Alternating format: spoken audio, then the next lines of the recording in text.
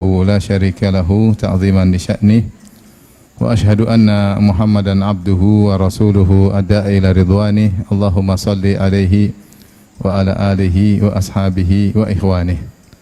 Hadirin dan hadirat, bapak-bapak dan ibu-ibu yang dirahmati oleh Allah Subhanahu wa taala. Pada kesempatan kali ini kita akan membahas tentang sebab-sebab atau kiat-kiat untuk meraih keluarga sakinah.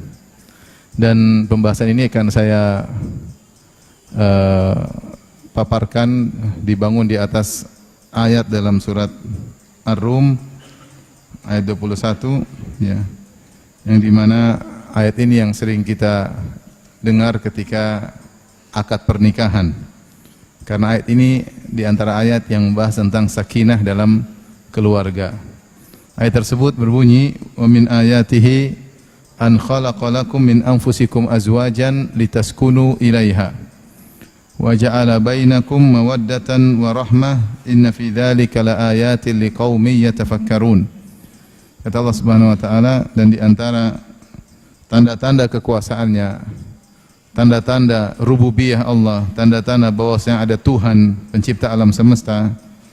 Dari sekian banyak tanda-tanda tersebut adalah Allah menjadikan bagi kalian istri-istri dari diri kalian, litaskunu ilaiha, agar kalian tenang kepada istri-istri tersebut, wa ja'ala bainakum mawaddatan wa rahmah, dan Allah menjadikan di antara kalian cinta dan kasih sayang. Inna fi dzalika laayatin liqaumin yatafakkarun, yang pada demikian itu ada tanda-tanda keagungan Allah bagi orang-orang yang berfikir. Ikhwan dan akhwat yang dirahmati Allah Subhanahu wa taala, kita berusaha untuk menelaah ayat ini, mentadabburi ayat ini, karena inilah ayat yang berbicara tentang sakinah dalam keluarga ya. Ayat ini kalau kita perhatikan dalam surat Ar-Rum, di antara kalau tidak salah 6 ayat yang dibuka dengan wa min ayatihi, dan di antara tanda-tanda keagungan Allah, wa min ayatihi, tanda-tanda bahwasanya Allah itu esa, tanda-tanda bahwasanya ada pencipta di alam semesta ini, wa min ayatihi. Dimulai dari ayat yang ke-20, Allah mengatakan wa min ayatihi an khalaqakum min turabin thumma idza antum basyarun tantashirun. Dan di antara tanda-tanda kekuasaan Allah, Allah ciptakan kalian dari tanah, tiba-tiba kalian menjadi manusia yang tersebar, yaitu Adam sendirian tiba-tiba menjadi manusia yang banyak, bahkan sekarang miliaran manusia. Kemudian yang kedua, baru ayat yang tadi kita sebutkan, dan di antara tanda-tanda kebesaran Allah Subhanahu wa taala, Allah menciptakan istri-istri dari diri kalian. Kemudian Allah jadikan di antara kalian cinta, kasih sayang. Yang demikian itu ada tanda-tanda kebesaran Allah bagi orang yang berfikir. Kemudian yang ketiga, Allah sebutkan lagi wa min ayatihi, dan di antara tanda-tanda kebesaran Allah, khalqus samawati wal ardi wa ikhtilafi alsinatikum alwanikum. Di antara tanda-tanda adanya Tuhan, Allah ciptakan langit dan Allah ciptakan bumi, dan Allah jadikan lisan kalian, bahasa kalian beraneka ragam, dan warna kalian juga beraneka ragam. Inna fi dzalika laayatin lil alimin. Yang demikian itu tanda-tanda kebesaran Allah bagi orang yang mengetahui. Kemudian Allah mengatakan lagi wa min ayatihi manamukum bil laili wan nahari wabtigha'ukum min fadlih. Dan di antara tanda-tanda kebesaran Allah, Allah menjadikan kalian bisa tidur ya di malam hari, dan di siang hari kalian juga bisa bekerja untuk mencari karunia Allah. Inna fi dzalika laayatil liqaumin yasma'un. Kemudian yang terakhir, wa min ayatihi yurikukumul barqa khaufan wa tama'a. Dan ini tanda-tanda kebesaran Allah Subhanahu wa taala, Allah memperlihatkan kepada kalian kilat di langit yang menimbulkan ketakutan dan harapan. Wa yunazzilu minas sama'i ma'an fayuhyi bihil arda ba'da mautiha. Kemudian Allah turunkan hujan setelah itu, kemudian bumi yang tandus kemudian hidup kembali. Inna fi dzalika laayatil liqaumin yaqilun. Yang demikian itu adalah tanda-tanda kebesaran Allah bagi orang yang berfikir. Ya. Kemudian juga yang ayat terakhir ya, wa min ayatihi an taqumas sama'u wal ard. Dan di antara tanda-tanda kebesaran Allah, tegaknya langit dan bumi bi amri, dengan perintah Allah Subhanahu wa taala. Tsumma idza da'akum da'watan minal ardi idza antum takhrujun. Kemudian jika Allah berkehendak, Allah panggil kalian dari bumi pada hari kebangkitan kalian, seketika itu juga kalian akan keluar dari bumi. Ini rentetan ayat-ayat yang Allah buka dengan wa min ayatihi, di antara tanda-tanda kebesaran Allah Subhanahu wa taala. Sehingga ayat yang sedang kita bahas ini dalam surat Ar-Rum ayat 21, salah satu dari tanda kekuasaan Allah. Tapi bagi siapa yang bisa mengetahui hal ini? Bagi liqaumin yatafakkarun, bagi yang mau berfikir bahwasanya pernikahan itu tanda kekuasaan Allah Subhanahu wa taala. Bagaimana seorang laki bisa suka kepada seorang wanita? Siapa yang memasangkan dalam dirinya file hasrat kepada lawan jenis kecuali Allah Subhanahu wa taala. Allah yang pasang file tersebut sehingga menunjukkan ada Tuhan yang menciptakan kita. Buktinya kita bisa melihat lawan jenis kemudian tertarik ya, tertarik. Kemudian juga bagaimana setelah pernikahan muncul kasih sayang yang sebelumnya tidak kita temukan sebelum pernikahan. Kemudian setelah menikah maka kita muncul kasih sayang, cinta kasih yang luar biasa antara suami dan istri. Ini semua karunia dari Allah Subhanahu wa taala, tanda akan kebesaran Allah Subhanahu wa taala. Maka dari sini para ulama mengatakan bahwasanya Allah sebutkan berbagai macam nikmat dari rentetan ayat tersebut. Nikmat Allah ciptakan langit dan bumi, nikmat Allah ciptakan manusia kemudian begitu banyak jumlahnya. Nikmat Allah tegakkan langit dan bumi. Nikmat Allah berikan manusia bisa tidur di pagi hari, di malam hari, di siang hari. Nikmat mereka bisa mencari nafkah. Ya. Nikmat bahwasanya mereka memiliki beraneka ragam bahasa ya, dengan berbagai macam warna mereka. Berbagai macam nikmat, di antara nikmat yang besar adalah nikmat pernikahan. Nah ini di antara poin agar kita bisa meraih kehidupan rumah tangga yang sakinah, kita harus sadar bahwasanya kehidupan keluarga adalah nikmat, karunia. Namun karena begitu lama kita menjalani kehidupan rumah tangga, terkadang kita lupa bahwasanya itu nikmat dari Allah Subhanahu wa taala. Tapi coba kalau kita berbicara dengan orang yang belum menikah atau yang keluarga mereka lagi hancur ya, terjadi perceraian, atau belum dapat jodoh, sudah lama hidup tidak dapat jodoh, entah masih gadis atau sudah janda tidak dapat jodoh. Kita tahu bahwasanya ternyata kehidupan keluarga adalah karunia yang luar biasa. Namun demikian manusia sering lupa, karena begitu sering nikmat tersebut dia jalani, dia lupa bahwasanya itu nikmat. Dia lupa itu adalah nikmat. Terkadang nikmat itu baru dirasakan ketika nikmat tersebut dicabut. Makanya para ulama mengatakan, sungguhnya seorang bisa bernafas atau jantungnya bisa berdetak, itu adalah nikmat yang mutajaddidah, nikmat yang berulang-ulang yang Allah berikan setiap hari. Namun karena begitu sering kita mudah bernapas dan jantung terus berdetak, kita lupa bahwasanya itu nikmat. Sehingga sering kita lupa untuk syukuri. Demikian juga sendi-sendi tubuh yang tiap hari kita rasakan nyaman, sebenarnya itu nikmat yang diperbaharui oleh Allah setiap hari. Namun kita lupa bahwa itu nikmat. Makanya Rasulullah SAW memerintahkan kita untuk mensyukuri nikmat engsel-engsel tubuh kita ini dengan sholat duha 2 rakaat setiap hari. Setiap hari, karena nikmat tersebut nikmat yang diperbaharui oleh Allah setiap hari. Namun karena begitu sering kita merasakan, kita lupa kalau itu nikmat. Kita seakan-akan sudah kewajiban Tuhan untuk membuat kita seperti itu. Padahal tidak. Padahal nikmat yang Allah perbarui setiap hari. Nanti kita baru rasakan nikmat tersebut kalau kapan? Kalau kita sakit, baru ternyata kalau kita kena apa? Encok, asam urat ya. Penyakit orang tua apa lagi? Encok, asam urat, terus apa? Pegel linu, terus apa? Rematik ya. Apalagi saraf kejepit. Nah, baru kita tahu ternyata selama ini kita dalam kenikmatan yang berulang-ulang. Makanya Nabi suruh kita mensyukurinya dan wajib mensyukurinya ya. Ya. Dan cara mensyukurinya di antara antaranya salat duha 2 rakaat setiap hari, karena nikmat tersebut nikmat yang terbaharui setiap hari. Nah, saya katakan demikian juga nikmat keluarga, ini nikmat yang kita rasakan bertahun-tahun. Istri punya anak bareng-bareng sama keluarga. Subhanallah, nikmat yang luar biasa. Yang tidak dimiliki oleh semua orang. Dimiliki oleh semua orang. Ya, kita lihat orang, ada seorang wanita kaya raya, jabatan tinggi, sudah umur 50 belum menikah, kita kasihan, dengarnya kita kasihan. Seandainya itu adik kita, seandainya itu kakak kita, seandainya itu putri kita, kita kasihan enggak? Kasihan, karena kita tahu dia tidak merasakan nikmat yang kita rasakan. Meskipun dia mungkin gajinya 100 juta per bulan, tapi ada kenikmatan yang dia tidak dapatkan. Nikmat keluarga. Sama lihat laki-laki udah umur 45 belum nikah, kita kasihan. Ada apa ini? Kasihan. Jenggot udah mulai putih, rambut udah mulai putih, belum punya pasangan ya. Udah mungkin hidup di rumah yang mewah, mobil yang banyak, tapi ternyata tidak punya istri. Kasihan. Kenapa kita kasihan sama dia? Padahal dia lebih kaya dari kita. Kenapa kita kasihan? Karena kita tahu nikmat yang kita rasakan, nikmat keluarga itu nikmatnya sangat besar, yang tidak dia miliki meskipun dia memiliki harta yang banyak. Tidak usah jauh-jauh, kita melihat keluarga, ada yang berkeluarga aja, berkeluarga. Kadang-kadang kita nggak sengaja, saya jalan sama kawan, baru ketemu, ngobrol biasa, gimana anak-anak? Udah tua, mungkin lebih tua dari saya. Gimana anak? Atau dia mengatakan, "Afwan Ustaz, kita nggak diberi anak." Sedih kita dengar. Artinya nikmat yang kita rasakan itu banyak, nikmat punya istri, nikmat punya anak, nikmat ketenangan banyak.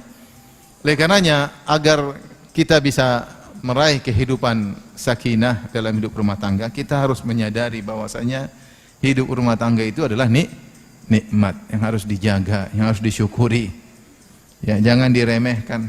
Jangan diremehkan. Kita bisa condong sama istri bisa condong kepada kita, tempat curhat, tempat berbagi rasa. Ini nikmat yang luar biasa dari Allah Subhanahu wa taala. Makanya Allah mengatakan, "Wa min ayatihi", di antara tanda-tanda kekuasaan Allah, di antara tanda-tanda Allah adalah Rabb, ya, rububiyah Allah, di antara tanda-tanda wahdaniyah Allah, bahwasanya Allah Maha Esa.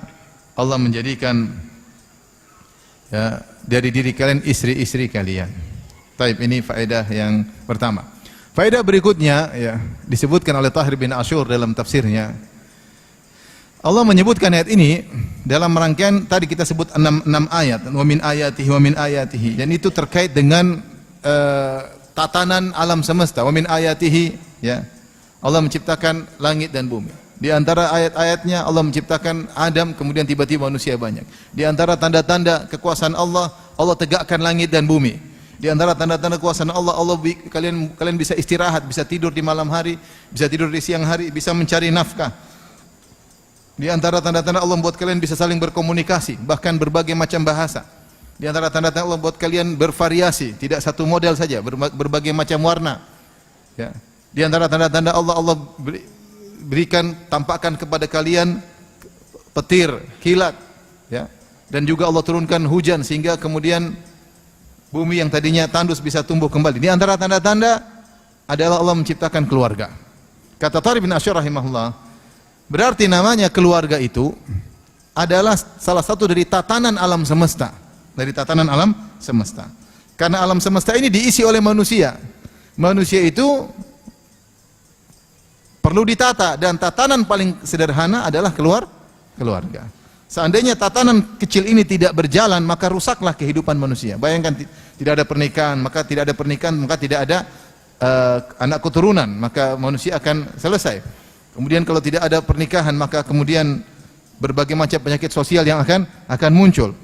Oleh karenanya, selain rumah tangga adalah nikmat, dia adalah tatanan terkecil yang harus diperhatikan. Karena jika keluarga tidak jalan, maka sosial masyarakat juga tidak jalan. Ya. Tetapi kalau keluarga nyaman, maka masyarakat akan tumbuh dengan nyaman, dengan baik. Makanya di antara salah satu hikmah disebutkan oleh sebagian ulama, kenapa setelah menikah maka seorang wanita harus lebih taat kepada suaminya daripada kedua orang tuanya terkait dengan urusan rumah tangga, bukan secara mutlak ya. Tetapi kenapa setelah menikah seorang wanita harus lebih taat kepada suaminya daripada kedua orang tuanya kalau dia sudah menikah? Di antaranya untuk menjaga tatanan ini, karena dalam menjalani keserasihan agar rumah tangga bisa serasi, bisa baik, bisa jalan dengan baik, maka harus ada yang ditaati dan yang mentaati. Yang ditaati itu kepala rumah tangga, dan yang mentaati adalah istri. Seandainya ketatanan ini tidak ada, rumah tangga akan kacau.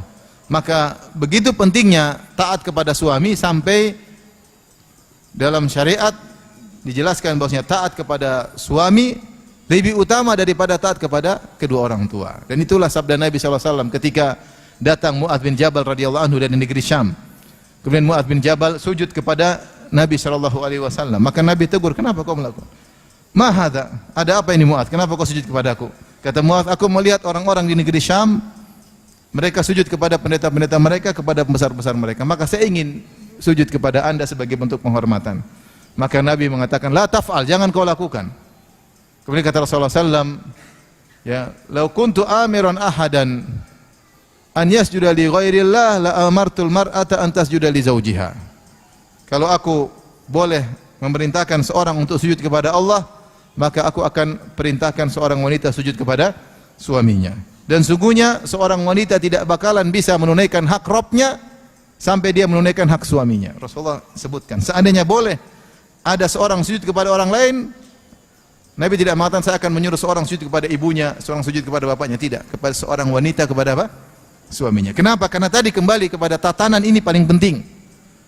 Tatanan dalam kehidupan manusia, tatanan terkecil adalah rumah tangga.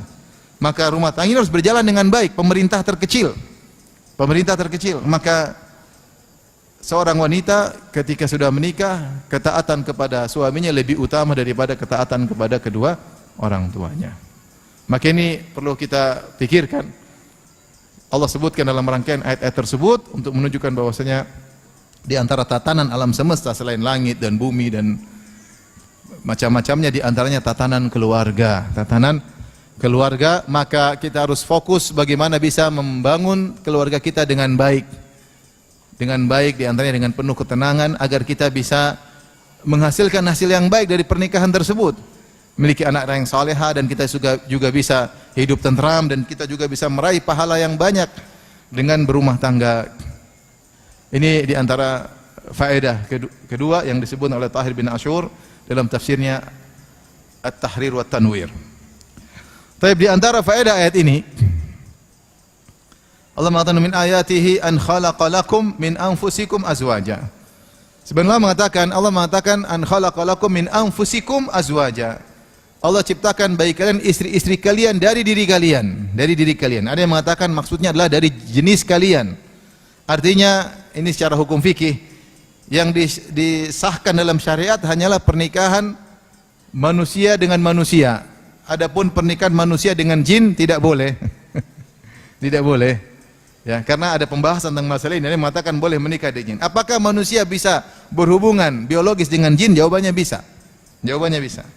Oleh karenanya di antara isyarat Allah sebutkan, di antara nikmat-nikmat surga Allah sebut tentang bidadari, ya. Kata Allah Subhanahu wa taala, fihinna qasiratut tarfi lam yatamithunna insu qablahum wala insun qablahum wala jan. Bahwasanya di surga nanti ada bidadari-bidadari yang selalu menundukkan pandangan mereka, ya. Lam yatamithunna insun qablahum wala jan, yang tidak pernah disentuh oleh lelaki manapun dan tidak pernah disentuh oleh jin manapun.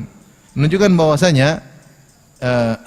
bahwasanya jin dan manusia bisa melakukan hubungan. Oleh karenanya di antara sunnah kalau kita ingin berhubungan dengan keluarga, maka kita berdoa agar kita dijauhkan dari godaan syaitan. Karena syaitan bisa ikut-ikutan dalam berhubungan. Di antara tafsir juga wasyarikum fil aulad, ya. Ya, bahwasanya mereka ikut serta dalam urusan anak, yaitu mengganggu ketika seorang sedang berhubungan dengan istrinya, maka syaitan menggoda. Makanya apakah manusia bisa menikah dengan jin? Bisa memiliki hubungan biologis? Mungkin bisa, tetapi kalau nikah resmi tidak boleh.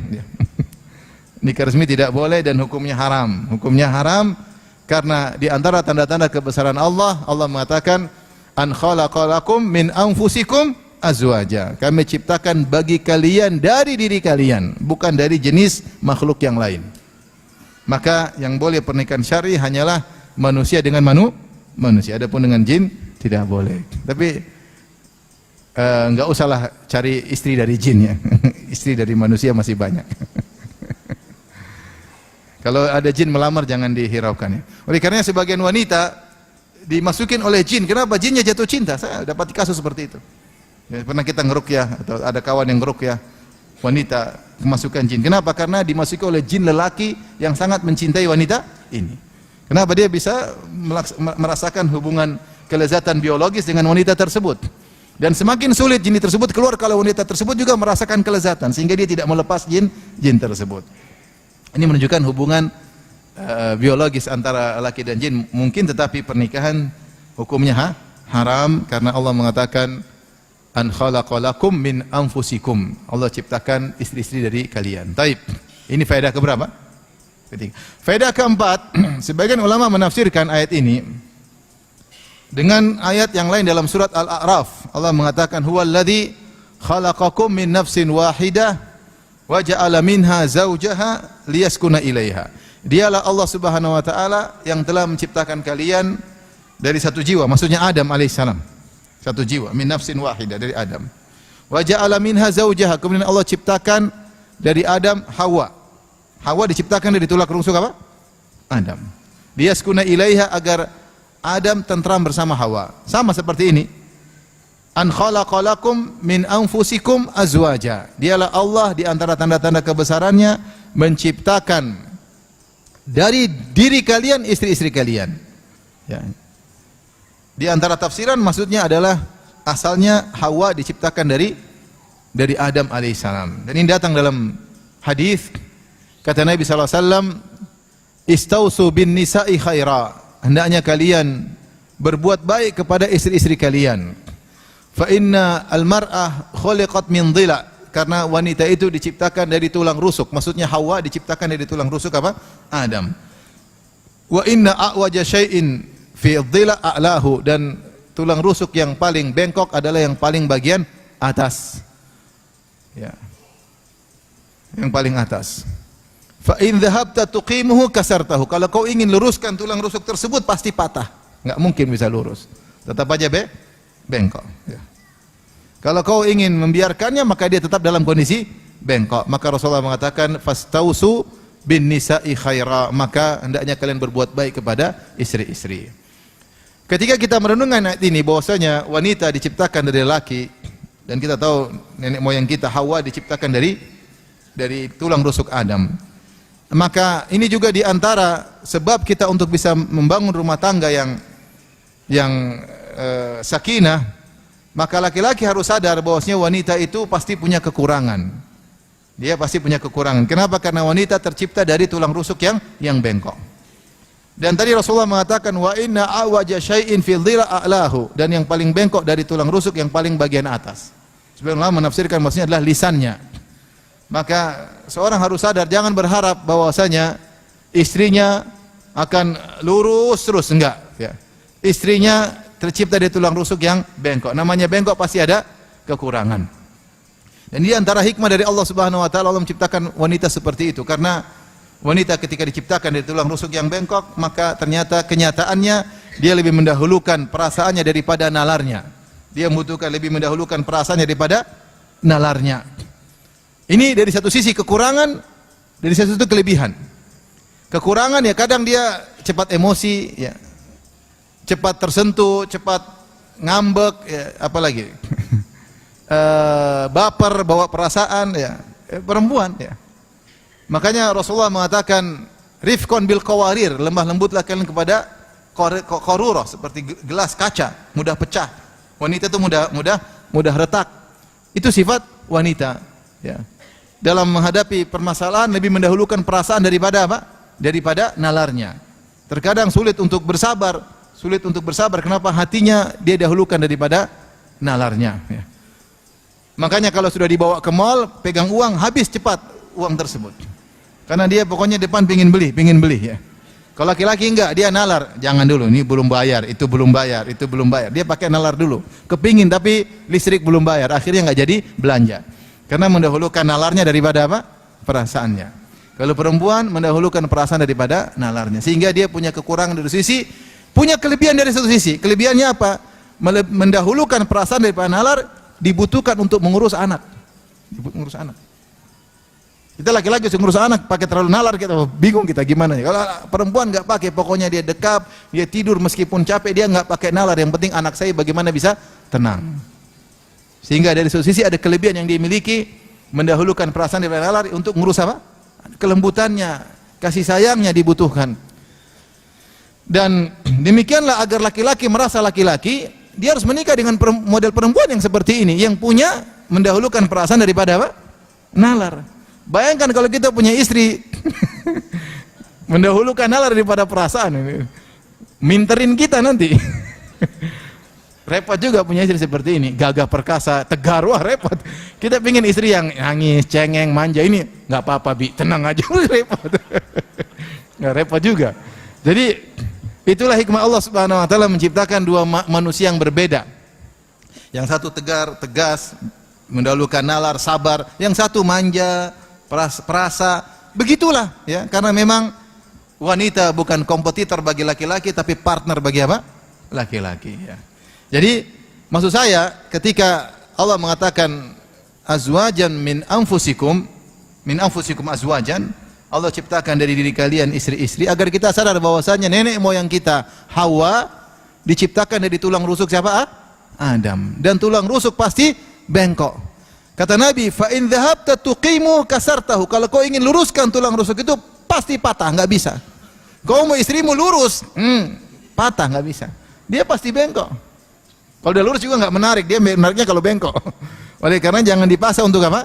Lurus. Nikmati kebengkokannya, jalani kehidupan dengan kebengkokannya.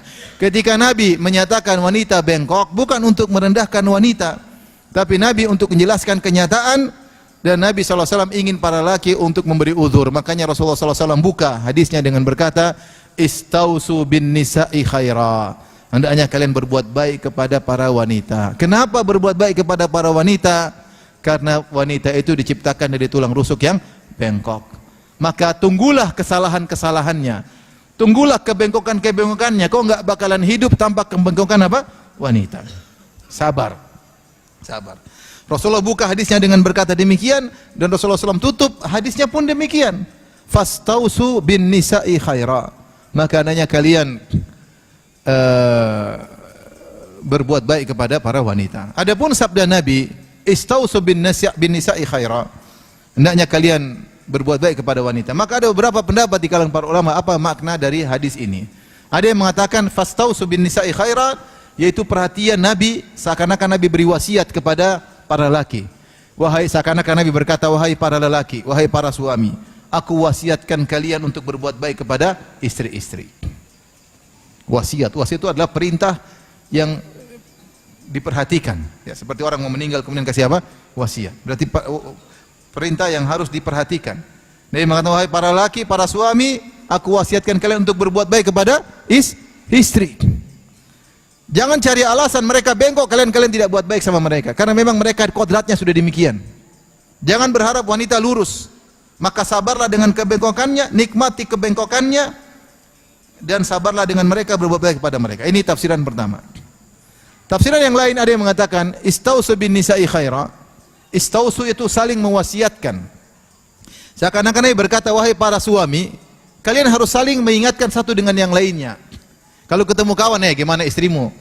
Gimana? Sudah kau baikin enggak? Sudah kau maafin enggak? Kenapa? Karena berbuat baik kepada istri perkara yang sering terlupakan. Perkara yang sering terlupakan. Apalagi kalau kita baca tentang sejarah jahiliyah dahulu, bagaimana wanita dalam tatanan Arab jahiliyah tidak ada nilainya. Tidak ada nilainya. Ya. Tidak ada nilainya sama sekali. Maka Rasulullah datangkan banyak hadis penekanan tentang pentingnya berbuat baik kepada istri dan bersabar dengan mereka. Sehingga Rasulullah datangkan dengan sabdanya, istausu bin nisa'i khairan. Maknanya kalau kita artikan dalam sebagian tafsir para syurahul hadis, para ulama, maknanya hendaknya para laki saling mengingatkan. Jadi kalau ketemu kawan, kita ingatin, gimana istrimu? Sudah dibeliin emas belum? Mana istrimu ini? Leburan sudah jalan-jalan belum? Istri? Enggak, saya suruh ngaji doang, suruh ngaji di kamar. Enggak. Kita suruh berbuat baik sama keluarga. Karena sering terlupakan, maka harus saling mengingatkan. Harus saling mengingatkan. Maka ini nasihat kepada para laki untuk ingat bahwasanya wanita terciptakan dari tulang rusuk yang bengkok, maka hendaknya bersabar dalam berbuat baik kepada wanita. Sekaligus peringatan kepada para wanita bahwasanya para wanita memang bengkok, maka jangan sok lurus. Jadi kalau diskusi sama suami, ya ngerti ya memang saya ada kekurangan. Ya memang kamu punya kekurangan karena kamu tercipta dari tulang rusuk yang bengkok. Jangan malah sebaliknya pingin jadi menguasai rumah tangga. Lupa dengan kodratnya bahwasanya dia punya kekurangan, tidak pantas menjadi pemimpin kepala rumah tangga karena dia tercipta dari tulang rusuk yang bengkok. Jangan sebaliknya, ingin menguasai apa? Laki-laki, ingin menguasai laki-laki. Makanya Allah berfirman, "Ar-rijalu qawwamuna 'alan nisa." Para laki adalah pemimpin para wanita. Kata Ibnu Abbas radhiyallahu anhuma, al-umara, para laki itu seperti amir-amir di rumahnya, pemimpin kepala rumah tangga. Maka saya katakan istri yang solehah adalah istri yang tahu diri kodratnya bahwasanya dia tercipta dari tulang rusuk yang bengkok, sehingga dia menyerahkan kepemimpinan kepada suaminya. Menyerahkan kepemimpinan kepada suaminya. Kalau suaminya tidak jadi mimpin, rumah tangga gak jalan. Tadi saya sudah sebutkan. Para ulama mengatakan istri harus taat kepada suami lebih daripada taat kepada kedua orang tua, supaya pemerintahan rumah tangga bisa berjalan.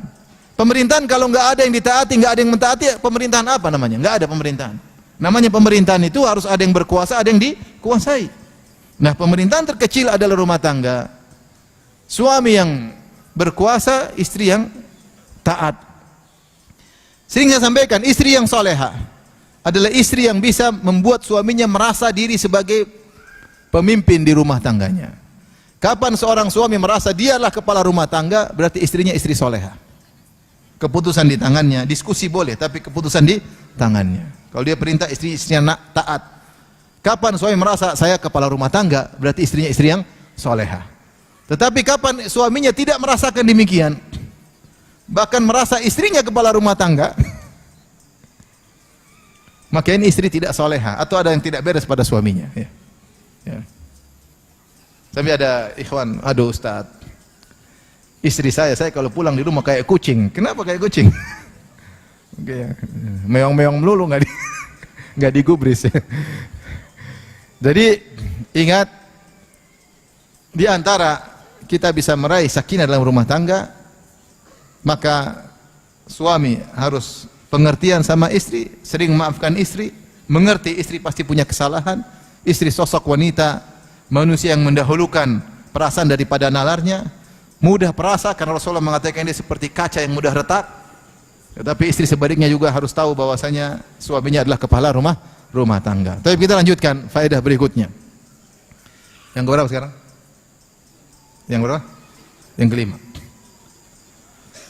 Allah Subhanahu wa taala berfirman, "Wa min ayatihi an khalaqa lakum min anfusikum azwajan litaskunu ilaiha." Ini yang penting. Allah ciptakan istri-istri bagi kalian litaskunu ilaiha, agar kalian tentram bersama istri-istri. Secara bahasa Arab, seharusnya secara bahasa Arab disebut litaskunu biha, agar kalian tentram bersama istri kalian, pakai huruf ta'diyah, huruf ba. Tetapi ternyata dalam ayat ini Allah menggunakan ila, listaskunu ilaiha, kepadanya, agar kalian tenang kepadanya. Kan harusnya tenang dengannya, ya enggak? Secara bahasa harusnya apa? Agar kau tentram dengan istrimu, ya enggak? Bukan agar kau tentram kepada istrimu. Tetapi ternyata dalam ayat, dalam dua ayat, baik dalam surat Rum maupun dalam surat Al-A'raf, Allah menggunakan kata ila, litaskunu ilaiha. Makanya dalam kaidah ilmu tafsir disebut dengan metode tadmin. Metode tadmin itu ada fiil yang disembunyikan, ada fiil yang kata kerja yang disembunyikan. Maksudnya litaskunu ilaiha, yaitu litaskunu biha wa tatma'innu ilaiha. Ada kata kerja yang disembunyikan, maknanya agar kalian tentram dengan istri kalian, dan ada kecondongan, ada al-mail ilaiha, ada kecondongan. Bukan sekedar tentram tapi condong tuh rindu, pingin ketemu dia, pingin ngobrol sama dia, ada condong. Bukan sekedar tentram dengannya, tetapi ada kecondongan kepada istri. Dan ini di antara tujuan utama pernikahan, agar muncul sakinah antara suami dan istri.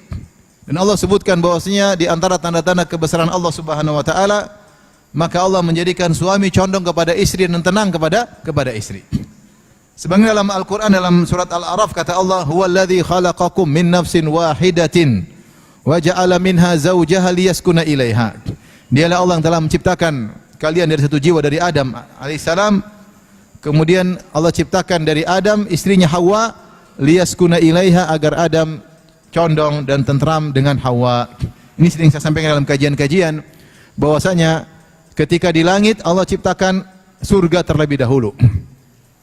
Setelah Allah ciptakan surga, Allah ciptakan Adam. Setelah itu Allah suruh Adam masuk dalam surga. Tapi ternyata di antara hikmah Allah, sebelum Allah suruh Adam masuk dalam surga, Allah ciptakan istrinya terlebih dahulu. Ya.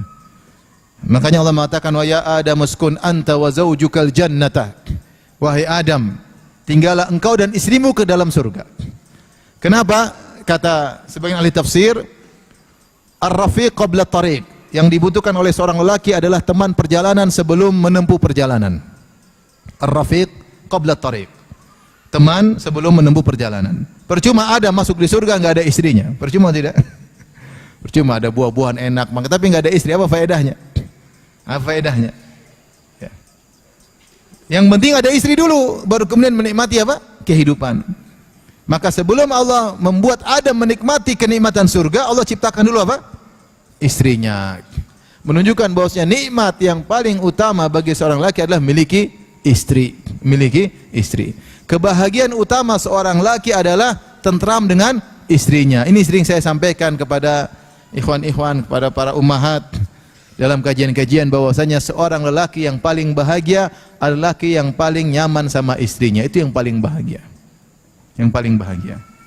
Kalau dia bisa nyaman sama istrinya, nyaman ngobrol, kalau di luar rumah pingin pulang, pingin lihat wajah istrinya, ini laki paling bahagia di dunia. Tapi kalau dia enggak pingin pulang ke rumah, itu lelaki paling sengsara di dunia. Dia mencari kebahagiaan di luar, main golf melulu. Mau pulang enggak pingin pulang, pingin main golf melulu. Ini enggak bahagia.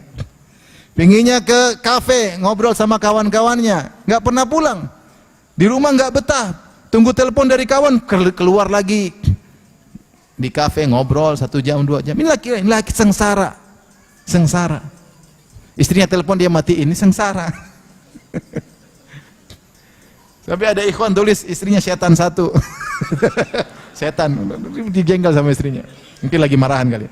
Tapi intinya, ini sengsara lagi seperti ini.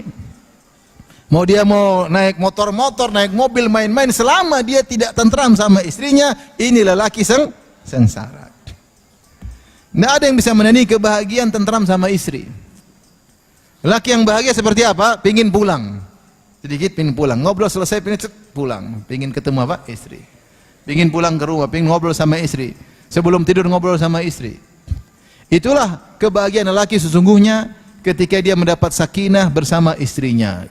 Itulah kodrat lelaki punya istri agar menyerahi sakinah. Allah yang mengatakan liyaskuna ilaiha. Agar Adam tentram dan condong kepada Hawa. Bukan cuma tentram, condong. Litaskunu ilaiha. Agar kalian condong kepada istri-istri kalian. Ini disebut dengan sakinah dalam keluarga. Sakinah dalam keluarga. Nah, ini adalah karunia Allah yang harus dipertahankan. Kenikmatan yang harus dijaga. Oleh karenanya, ikhwan dan akhwat rahmatillah subhanahu wa ta'ala, syaitan paling tidak suka kalau ada keluarga sakinah. Dalam hadis dalam Sahih Muslim, Rasulullah sebutkan di antara program utama syaitan adalah bagaimana rumah tangga bisa rusak, bisa terjadi perceraian. Rasulullah SAW bersabda, Inna iblis wada arsyahu alal ma' thumma yab'athu sarayahu. Sungguhnya iblis meletakkan singgasananya di atas lautan, di atas air, kemudian dia kirim anak buahnya untuk menggoda manusia. Fa adnahu minhum manzilatan a'dhamuhum fitnah. Setelah mereka menggoda, mereka lapor kepada iblis. Yang paling kedudukannya tinggi di sisi iblis adalah yang paling besar fitnahnya bagi manusia. Fayaji ahaduhum. Setelah mereka menggoda, mereka lapor. Kata satu datang, wahai iblis, saya sudah gini. Kata iblis, belum, kau belum apa-apa. Segitu aja. Datang lagi, iblis itu provokator, cuma segitu. Datang lagi satu, cuma segitu. Sampai ada satu mengatakan, ya iblis, la azalu bihi hatta farraqtu bainahu wa baina zaujatihi. Saya terus mendekatinya, saya goda sampai dia ceraikan istrinya. Kata iblis, nikma anta, ente memang hebat. Ente anak buahku yang paling top. Iblis memuji dia, kenapa? Dia berhasil memisahkan suami dari istrinya. Jadi benar bahwasanya kehidupan rumah tangga yang sakinah adalah tujuan utama dalam keluarga. Tapi ingat, sana ada iblis, anak buahnya syaitan yang ingin merusak rumah tangga kita. Bahkan Allah sebutkan dalam Al-Quran, di antara kebiasaan para penyihir, yufarriquna bihi bainal mar'i wa zawjih. Di antara kegiatan para penyihir adalah memisahkan antara suami dan istri. Membuat istrinya lihat suaminya benci, melihat suami lihat istrinya benci. Tiba-tiba ada kebencian. Kenapa? Ada sihir. Setan senang, penyihir senang kalau terjadi kerusakan dalam rumah tangga. Maka hubungan yang paling kuat, benar kita ada hubungan dengan orang tua, dengan kakak, dengan adik, dengan kawan, tapi hubungan paling dekat suami istri. Suami istri memiliki hubungan yang paling kuat. Saking kuatnya sampai Allah berkata, "Hunna libasul lakum wa antum libasul lahun." Sungguhnya kalian para lelaki, wanita adalah pakaian bagi lelaki, wa antum libasul lahun, dan kalian adalah pakaian bagi para wanita. Kenapa? Saking dekatnya, menempel. Hubungan kita sama orang tua benar kuat, tapi tidak seperti hubungan dengan istri. Rahasia kita, kebaikan kita, aib kita, istri semua tahu. Oleh karenanya hubungan ini perlu dijaga, karena di balik hubungan ini maka banyak maslahat yang tadi sudah kita sebutkan. Tatanan ya, masyarakat dimulai dengan tatanan terkecil, tatanan suami istri, tatanan rumah tangga. Jika tatanan ini berjalan dengan baik, maka banyak kemaslahatan yang bisa diraih. Banyak kemaslahatan yang bisa diraih. Ini ikhwan dan akhwat yang dirahmati Allah Subhanahu wa taala, beberapa faedah yang bisa saya ambil dari ayat surat Ar-Rum ayat 21 tadi sebagai pondasi dasar untuk kita berbicara bagaimana kita bisa membangun rumah tangga yang sakinah. Taib, beberapa kiat ya yang mungkin perlu kita perhatikan agar kita bisa membangun rumah tangga yang sakinah. Sebelumnya saya ingin tahu bapak-bapak yang berumah tangga, coba angkat tangan. Dibalik, yang jomblo, yang jomblo coba angkat tangan. 1, 2, 4 ya. Menderita jomblo kan? Menderita jomblo ya. Makanya di surga enggak ada yang jomblo kan? Laisa fil jannati a'zab. Kata Nabi, di surga tidak ada yang apa? Jomblo. Karena di surga harus nikmat, itu jomblo bukan kenikmatan ya. Alhamdulillah kebanyakan kita sudah berumah tangga ya. Yang sudah bahagia banyak bersyukur kepada Allah Subhanahu wa taala. La in syakartum la azidannakum. Kalau kalian bersyukur aku akan tambah, maka akan semakin diberi kebahagiaan. Yang belum bahagia segera perbaiki diri. Hidup rumah tangga bukan sebentar, bukan sepekan, 2 pekan. Hidup rumah tangga sampai bertahun-tahun, sampai bertahun-tahun. Ya. Oleh karenanya, ya, perjalanan hidup yang lama ini jangan sampai kita isi dengan penderitaan. Kita usahakan agar kita bisa bahagia. Karena orang kalau rumah tangganya tenang, ya, dia bisa banyak produktivitas. Ya. Dia bisa, kalau dia dai dia bisa berdakwah dengan tenang. Kalau dia penulis dia bisa dengan tenang. Kalau bisa kerja dengan baik. Ya. Ya. Tapi kalau rumah tangganya kacau, dia akan terganggu. Bahkan bisa jadi ibadah dia juga terganggu. Tentunya ada orang diuji dengan rumah tangga yang goyang. Ya. Ujian hidup, dia sudah berusaha, sudah maksimal, sudah bertakwa, tapi diuji, itu ujian, mau diapain lagi? Ya. Seperti disebutkan salah seorang ulama terkenal, diuji istrinya yang tidak salehah ya.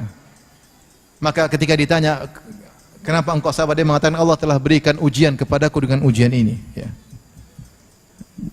Belum tentu aku kuat jika diganti dengan ujian yang lain. Kuat. Ada yang mengatakan saya diuji dengan ujian ini, tiap hari dosa-dosa saya terkurangi. Namanya saya penuh dengan dosa. Diomelin istri tiap hari, mengurangi apa? Mengurangi dosa. Jangan berharap diomelin tiap hari. Tapi kalau ternyata, ini saya bilang ujian, ternyata kita sudah berusaha maksimal, ternyata rumah tangga tidak bisa berjalan dengan tenang, maka itu adalah apa? Ujian. Tapi kita tidak berharap demikian. Kita berharap rumah tangga yang nyaman, yang tenteram. Ya.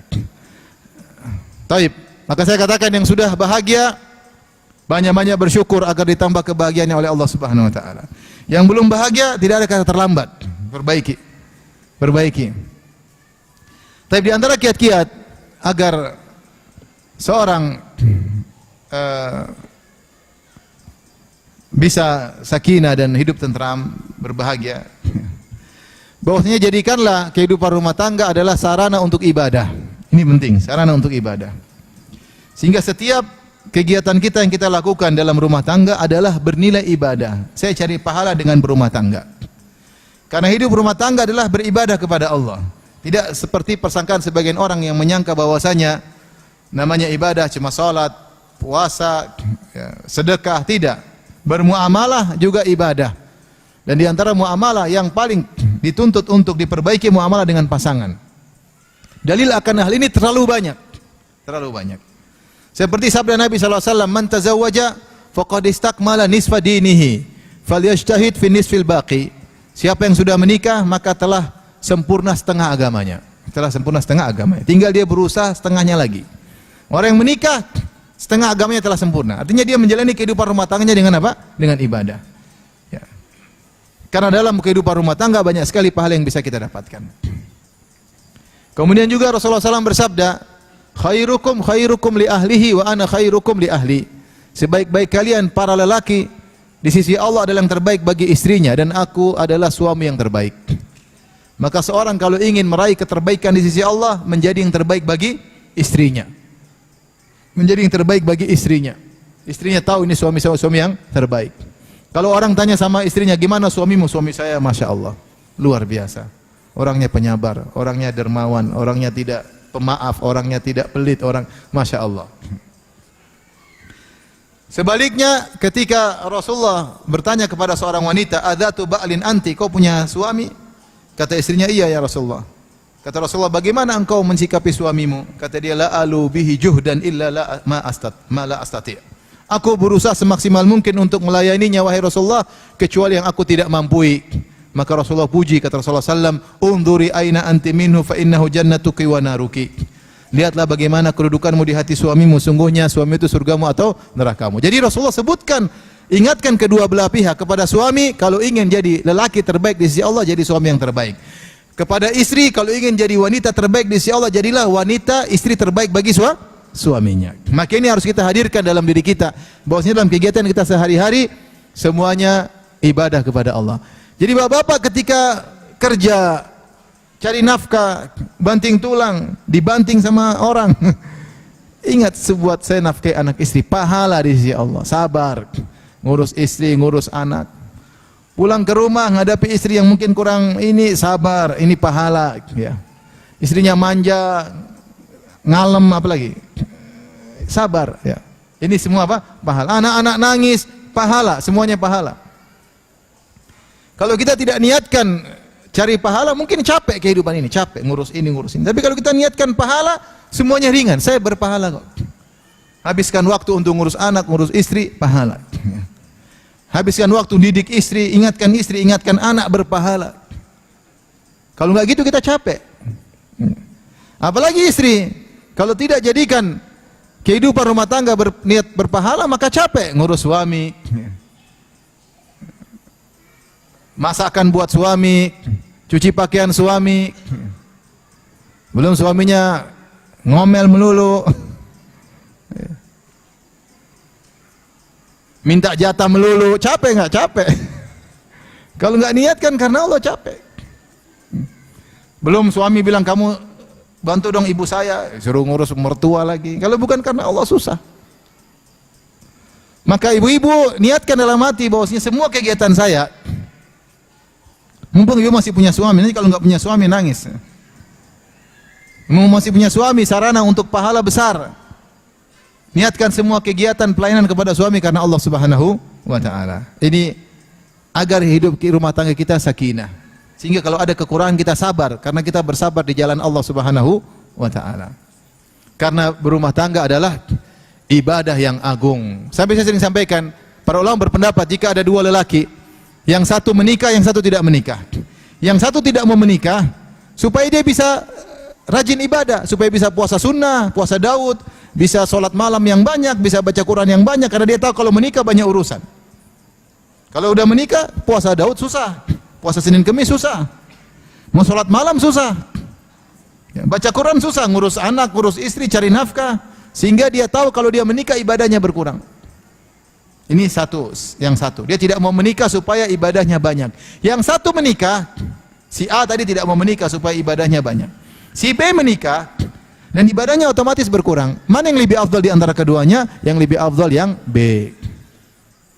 Makanya ketika ada seorang laki mengatakan sa'atazilun nisa, ada sahabat, 3 orang sahabat datang kepada istri Nabi bertanya tentang ibadah Nabi. Kemudian mereka punya kesimpulan, kita harus banyak ibadah. Di antara ada yang berkata, sa'atazilun nisa, saya tidak mau menikah. Saya ingin meninggalkan para wanita. Supaya apa? Supaya bisa fokus ibadah. Rasulullah tegur. Kata Rasulullah, aku yang paling bertakwa kepada Allah, tetapi aku bahkan menikahi para wanita. Kenapa? Dalam pernikahan banyak pahala. Maka ikhwan-ikhwan dan para ummahat sekarang rubah cara berpikir. Saya sedang menjalani kehidupan apa? Rumah tangga, berarti saya sedang beribadah kepada Allah. Mulailah servis kepada pasangan dengan lebih baik. Bertutur kata yang baik karena ibadah. Gimana sayang? Pilih kata-kata yang baik karena itu apa? Ibadah. Kalau WA sama pasangan yang benar, jangan bikin yang marah-marah. Kalau sama WA sama teman yang bagus-bagus, sama istri asal-asalan, jangan. Istri juga kalau WA sama teman, ngobrol sama teman, Masya Allah ketawa ketiwi. Waktu sama suami, kasar luar biasa. Kenapa? Tidak ada dalam hatinya bahwasanya ini ibadah. Tapi kalau kita tahu ini ibadah, kita sabar. Sabar. Pilih kata-kata, mensikapi dengan baik. Udah waktunya selesai kan? Udah banyak yang menangis.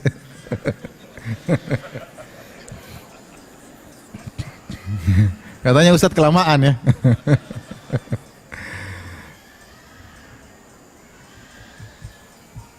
Sudah ya? Sudah 1 jam kan ibu-ibu? Belum? Taib. Yang berikutnya, kelanjutan dari apa yang sudah kita sebutkan tadi. Perhatikan, meraih keterbaikan di sisi Allah dengan menjadi yang terbaik bagi pasangan. Menjadi yang terbaik berarti dalam bermuamalah, kita bermuamalah kepada kawan, kepada bos, kepada anak buah, kepada handetolan. Maka ingat, muamalah terbaik kita adalah kepada pasangan kita. Saya kasih gambaran, saya sering sampaikan, kalau kita mudah memaafkan orang lain, maka istri kita lebih utama untuk kita maafkan. Kalau kita pandai membuat tertawa orang, kita candain, maka istri kita lebih utama untuk kita candain. Sisihkan waktu untuk kita candain dia. Kalau kita punya waktu ya untuk bisa bercengkrama dengan kawan, maka waktu dengan istri lebih utama. Karena pahalanya lebih besar, pahalanya lebih besar. Karena ini konsekuensi dari sabda Nabi, khairukum li ahlihi. Sebaik-baik kalian yang terbaik bagi apa? Istrinya. Ini harus dihadirkan. Kalau kita nggak baik sama istri, berarti kita nggak terbaik. Omong kosong kita bilang saya terbaik sisi Allah, ternyata sama istri nggak baik. Omong kosong. Omong kosong. Istri ngomel sedikit kita bentak, kita marah-marah. Lagi mana? Coba kalau teman ngomel sedikit kita nggak marah. Kita mudah maafkan teman, istri lebih utama untuk kita maafkan. Lagi pula jasa teman kita tidak sebanyak jasa istri kita sama kita. Maka kita harus ingat akan hal ini. Kalau saya punya waktu bercengkrama sama kawan, pulang ke rumah ketemu istri, punya waktu dong untuk ngobrol sama istri sebelum tidur. Ya. Sehingga kita bisa mengukur diri, sudahkah saya yang terbaik bagi istri saya? Pikir. Sebagian ikhwan, Masya Allah, terima kawan, ngobrol sama kawan, di kafe, ngobrol. Sama istri nggak betah. Baru ngobrol sebentar, Abi lagi sibuk. Subhanallah. Nggak betah. Mas saya mau, nggak ada, nanti besok aja, subhanallah. Kalau temannya telepon, gimana akhi, gimana, apa yang saya bantu, Masya Allah, sama temannya seperti itu. Sama istrinya nggak ada waktu untuk senyum-senyum sama istrinya. Kalau jalan-jalan, tadabur alam, pergi ke laut, pergi ke sana, mancing di tengah laut, pergi kemana, sama istrinya nggak betah. Kalaupun ada dikasih waktu istri cuma sedikit. Sementara waktu buat teman-temannya terlalu banyak. Ya, ente jadi terbaik bagi istri ente, omong kosong. Terus ente mau jadi terbaik sisi Allah, omong kosong. Sudah Rasulullah sudah kasih barometer. Kalau ingin terbaik di sisi Allah, jadi terbaik bagi apa? Istri. Dan itu dipraktikkan benar oleh Nabi sallallahu alaihi wasallam. Oleh karenanya ikhwan, untuk menjaga sakinah rumah tangga kita, berusaha jadi terbaik bagi apa? Istri. Saya katakan tadi, kalau kita bisa ramah sama teman, istri lebih utama. Kalau kita bisa maafkan kawan, istri lebih utama. Kalau kita bisa beri hadiah sama kawan, istri lebih utama. Kalau kita berpikir untuk menyenangkan hati kawan, hati istri lebih utama. Kalau kita bisa berkorban harta dan waktu untuk kawan, istri lebih utama. Istri lebih utama. Sampai kita buktikan di hadapan Allah bahwa saya terhadap istri terbaik daripada yang lainnya.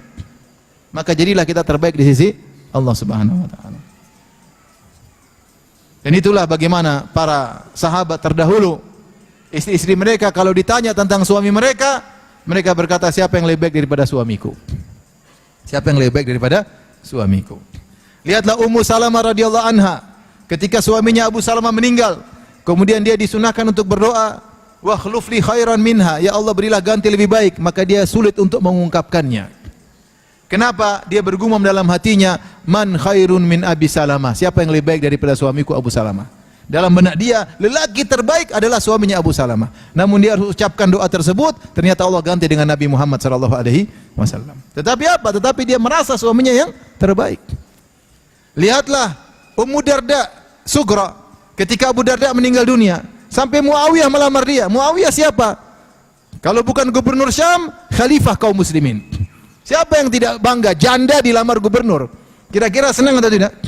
Senang. Kalau bukan gubernur, raja. Muawiyah ketika melamar Ummu Darda Sugra cuma dua kemungkinan. Kalau bukan dia adalah gubernur Syam, atau dia ada khalifah kaum muslimin ketika itu. Tapi apa kata Ummu Darda?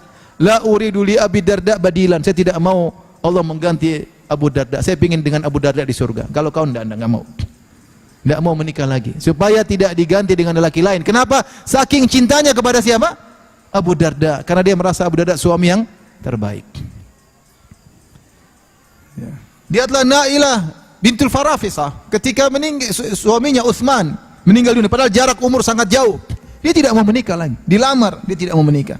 Dia ingin bersama Utsman bin Affan di mana? Di surga. Tidaklah mereka demikian kecuali mereka merasa suami mereka suami yang terbaik. Maka saya ingin kalau ibu-ibu ditanya, "Ukhti, gimana suami anti?" Masya Allah, best of the best. Jangan bilang suami anti gimana, aduh, amit-amit Allah. Alhamdulillah Allah buat saya bisa bertahan. Makanya kadang saya sedih. Ya. Ingat ya, ini perlu. Jangan bilang kalau sudah belajar agama pasti, belum tentu. Ada orang belajar agama tapi dia stressingnya bukan di situ. Stressingnya akidah, tapi dia stressing sama keluarga tidak baik. Ada seperti ada. Saya bukan ngomong kosong, ada. Ya. Istrinya tidak dia perhatikan, istrinya dipukul, istrinya dikata-katain kasar, diancam poligami melulu. Enggak. Jadi dia stressingnya salah, maksudnya salah, kurang. Akidah syirik, bid'ah sama keluarga nggak bisa. Dia jalankan sunnah pada keluarga. Bukankah terhadap keluarga ada sunnah-sunnah? Ada. Ya. Maka agar menjadi keluarga sakinah, berusaha kita menjadi, kita buktikan di hadapan Allah, bukan di hadapan, bukan kita sama orang. Saya kalau sama istri saya, masya Allah, kita nggak perlu pengakuan dari orang lain. Kita perlu pengakuan di hadapan Allah Subhanahu wa taala. Jadi kita yang terbaik bagi istri kita, ikhlas karena Allah, bukan cari pujian. Nanti jalan-jalan sama istri, upload lagi jalan-jalan sama istri. Waktu ngomelin istri enggak di-upload. Jalan-jalan ke luar negeri sama istri, upload. Enggak usahlah, ente dengan Allah Subhanahu wa taala. Dan sebaliknya juga istri pun demikian. Jadikan suami adalah yang terbaik, ya. Ya, sabar. Kalau kita bisa bantu kawan, bantu suami lebih utama. Kalau lembut sama kawan, sama suami lebih utama. Sebagian wanita kalau telepon sama kawannya, "Ya ukhti," begitu sama suaminya kasar. Saya sering sampaikan lelucon ini. Jadi kalau sama tukang bakso, wanita lembut, "Mas, tambah dong kecapnya, Mas. Mas, satu piring lagi, Mas." Kalau sama suaminya, mungkin suaminya berharap jadi tukang bakso biar lembut sama istrinya. Tapi mungkin sampai sini saja kajian kita yang dirahmati ibu-ibu dan bapak yang dirahmati Allah Subhanahu wa taala. Insyaallah kita lanjutkan kesempatan yang lain. Kalau ada yang bertanya saya persilahkan.